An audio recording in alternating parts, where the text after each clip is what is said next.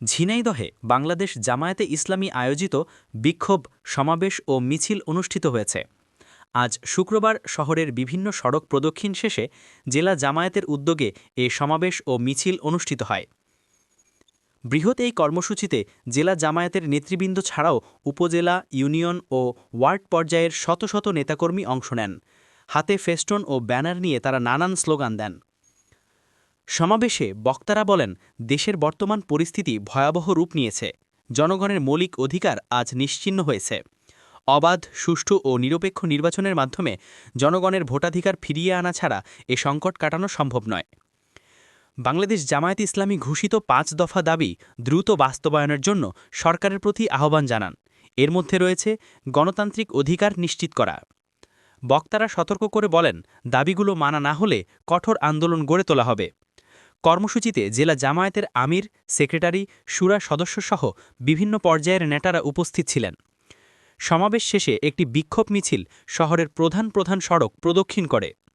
ঝিনাইদহ থেকে আবুল বাশার বাবুলের ভিডিও ফুটেজে বিস্তারিত।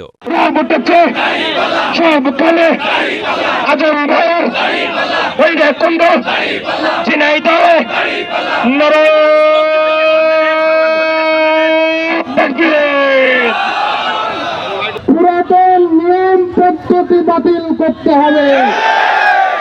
যে সিস্টেম, যে পদ্ধতি শেখ হাসিনা তৈরি করে, আমরা সেই পদ্ধতি আর চাই না। সম্মানিত উপস্থিতি, কেন্দ্র ঘোষিত প্রোগ্রামের অংশ হিসেবে ঝিনাইদহ জেলার পক্ষ থেকে আমরা কর্মসূচি পালন করছি।